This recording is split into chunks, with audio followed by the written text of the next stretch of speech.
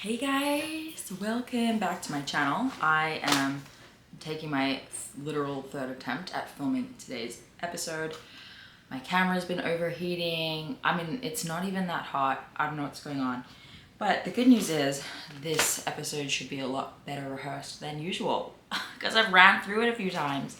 Today, we're talking about actual pregnancy and postpartum baby tips for someone with a history of HA, but in many respects for everyone.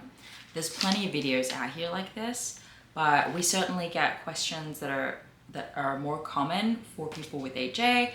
And then also there are some things from my experience as a mother and pregnant person having had HA that I just feel like will be super helpful. Every time we have a client who gets pregnant, we send them a packet that has kind of like our top tips and pieces of advice for women who, you know, have gone from HA to getting a period to getting pregnant.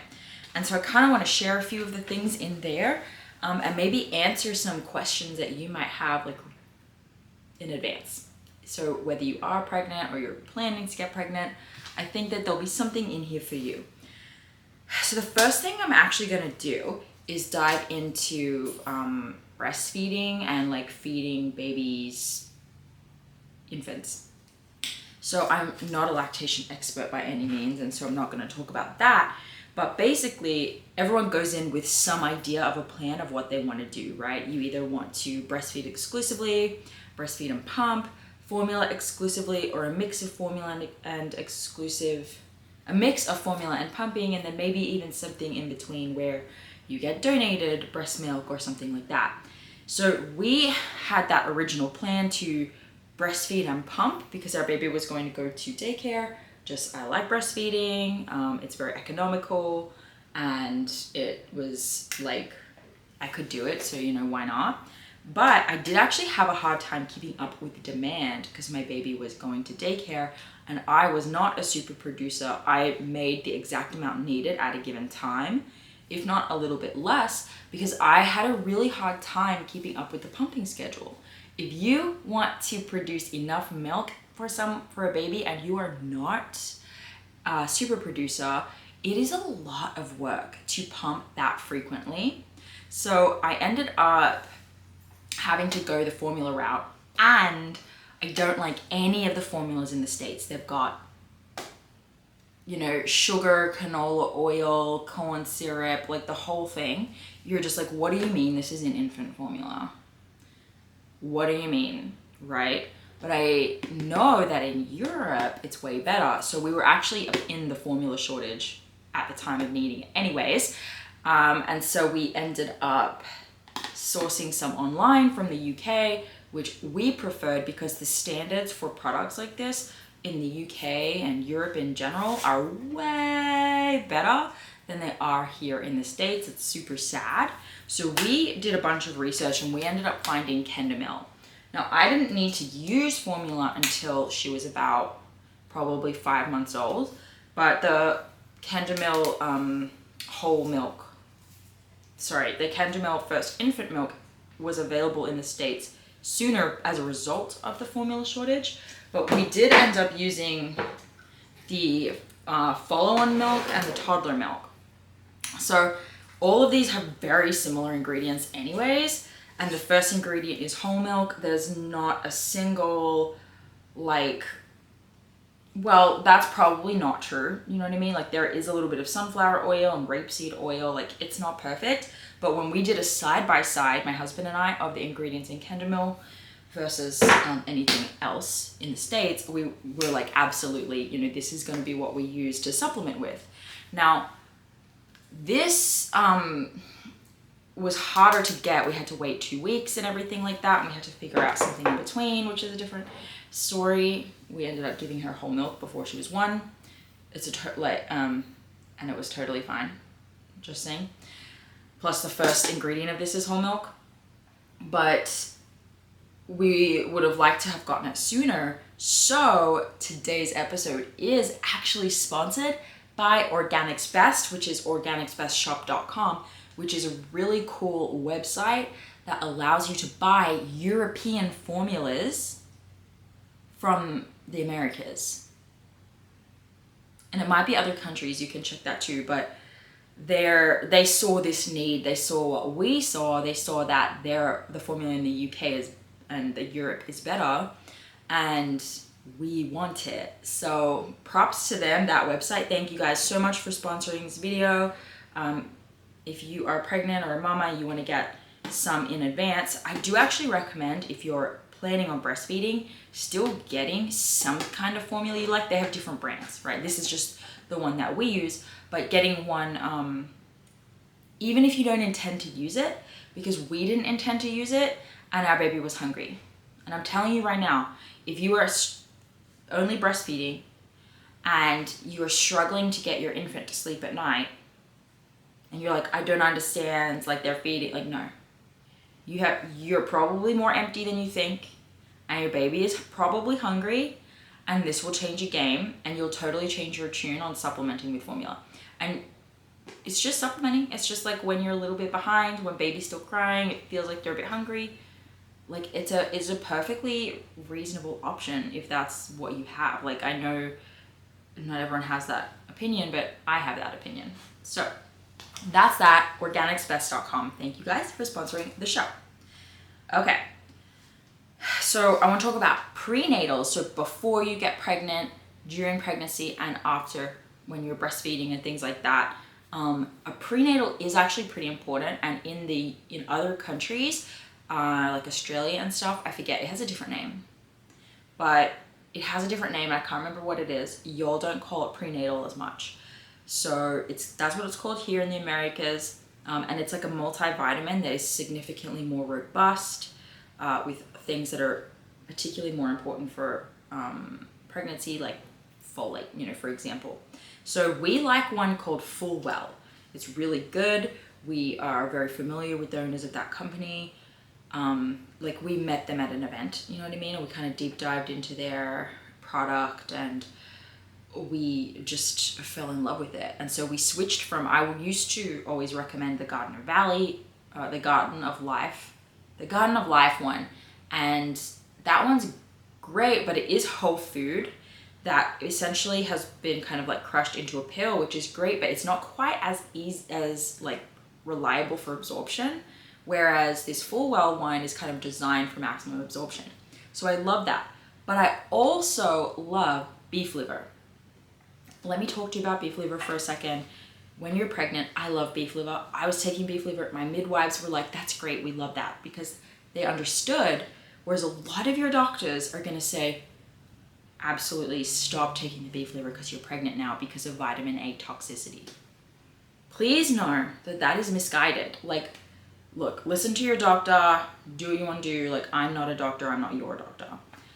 But just so you know, desiccated beef liver capsules and or eating beef liver is not a synthetic type of supplement. This is real food that has been freeze-dried and encapsulated, just like if you freeze-dried freaking spinach and put it in a capsule. It's like, it's less potent in its freeze-dried form, but it's still just beef liver.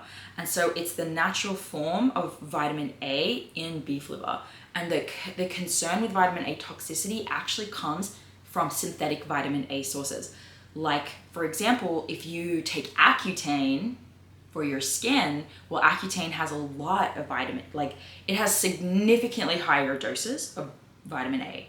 You would definitely want to not take vitamin A, like medications with vitamin A or additional supplementation of vitamin A in any way, but beef liver is totally fine.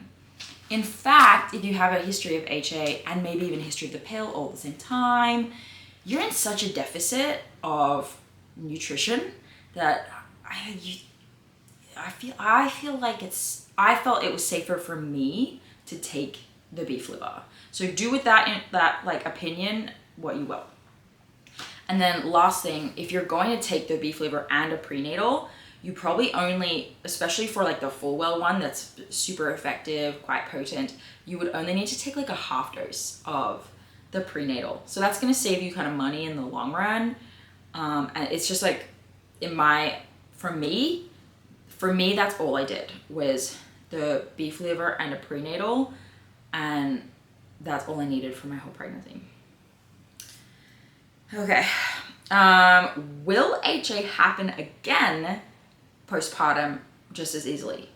And the answer is like, yeah, it can happen just as easily if you let yourself get into this routine where you're kind of skipping breakfast, you're drinking a lot of coffee again, you're exercising off the baby weight, you're doing all those behaviors. Absolutely, you're less likely to get your postpartum period back particularly quickly compared to all of your friends. You know what I mean? So don't stress about that, but just be aware that that's a possibility and that should be something that you're keeping an eye on. Give yourself 6 weeks post fully weaned off breastfeeding. If you haven't even seen a drop of mucus in the bucket and your temps are all low, which might be hard to actually like understand, so there's that. But if you're just not seeing any mucus or signs of ovulation, you need to review your lifestyle and your eating and your behaviors and just dial it in a little. Okay, so I want to talk about daycare. That's one of the hardest things is like, what are we going to do? Am I going to stay home? Am I going to work? If you have to work, if this is not an option for you, it can be really stressful if it's something that you wish you could stay home, right? What's the best thing? Me staying home, her going to daycare part-time, we're getting a nanny part-time, let's get mom's help, blah, blah, blah, blah. I didn't have the option for family to help, so that was off the table. And I actually had all of these fears around daycare, but I was like, daycare is like what you do if you like are desperate, right? Like you just can't, it's like this thing that happens only when you have no other choice, and it's sad. And I had that like story around daycare. And then a friend, I was like trying to figure out nannying, and it was going to be so expensive per year and this whole thing. And my friend goes, what do you have against daycare? And I couldn't answer her. I was like, actually, in so many ways, my personality and my value system aligns completely with daycare. So it was really weird that I had been influenced by all of the voices I'm hearing externally about the importance of being home with your child and stuff. And no one's out there saying, daycare, woo, like no one's doing that. But I had this moment where I went through it. I was like, I really value my baby having her own life. From the get-go, she's doing her own arts and crafts. She's got her own friends. She's seeing her teachers. And even though she can't respond to me as like a 10-week-old, I can say, how was your day? Did you have fun? What were you doing? I value that level of independence for her. I can go pick her up early anytime. You're able to actually visit in the middle of the day if you want to. So it was the cheapest option, and it allows for her to have levels of independence that I personally value. So it's really got to be more about your values versus what is good or bad, like makes you guilty or not guilty. You know what I mean? So I think that's helpful. If you really value being the one who is their lead educator and being attached to their life in that way, that's great. That's just not what I value, and I want other people with similar values to know it's okay to be pro daycare. Okay, let's do one more. Elimination communication. I get asked about this a lot, so I wanted to add it in. So I infant potty trained from 6 weeks old, but remember that I went to daycare, so it took longer for me. But you can learn about elimination communication or infant potty training at GoDiaperFree.com, and she has a podcast, Go Diaper Free. Babies want to not go in their diaper, so if it's something you're interested in, our baby has been peeing in the potty since before she can remember. She almost always poops in the potty. So we have saved a lot of money on diapers, a lot of independence for her, a lot of sort of cleanup time, a lot less mess for us. So that's an option. You don't have to do nappies. You don't have to do diapers. They're a huge additive to the waste system, right? They're like the third biggest consumer waste product in the world. And that's a real problem. So if you can do your part, we also for a while used like reusable wipes when we were just changing after pees and things like that. And we just would wash them with our laundry. because we didn't want to use so many disposable wipes, blah, blah, blah. So I think that there is opportunity for people, like something you don't realize when you have a kid is how wasteful it is. I was like, I have never had to wash my hands this frequently. I'm always washing my hands. I'm always washing bottles. We're always washing dishes. We're always doing laundry. Like, it's super wasteful. We're throwing away wipes. We're throwing away diapers. It just is insane. And so I really wanted to be able to do my part with that. And if that's something that you value, there are totally options. You can do reusable wipes. You can do cloth diapers, but I think that they also, like, I don't know how you feel about water wastage kind of thing. I actually am pro wash something and put something in the landfill. But we chose to do elimination and communication. So she would, have accidents and pee herself, but I'd rather just clean up some pee off the floor and wash the rags than go through 20 diapers a day. So that's your call. That's my take. If you're interested in that, there are so many ways that you can have less of a footprint. Having a baby is like wasteful. Like, I actually think that if you're not, okay, my personal opinion, it's my channel, prepare for judgment, right? Because this is something that will get people butthurt because they don't like being told that they're doing the wrong thing, right? So you don't know yes, I do know what it's like. I have no friends here, like no friends that can help watch my baby, no family that can help watch my baby. I'm totally doing this without help, and I'm still stepping up to have a smaller footprint, not a non-existent one, but a smaller one, right? If you want to have a baby, and if you want to have 2-3 babies, I think it's your responsibility. I don't think it's okay to be like, I'm gonna have a baby and use all of these products to make my life easier. It just feels weird. Like, I want to have all these children, and I want it to be as convenient to me as possible. So the environment, this is just like not okay with me. I don't subscribe to that. I'm open to your disagreement, but that's my personal opinion.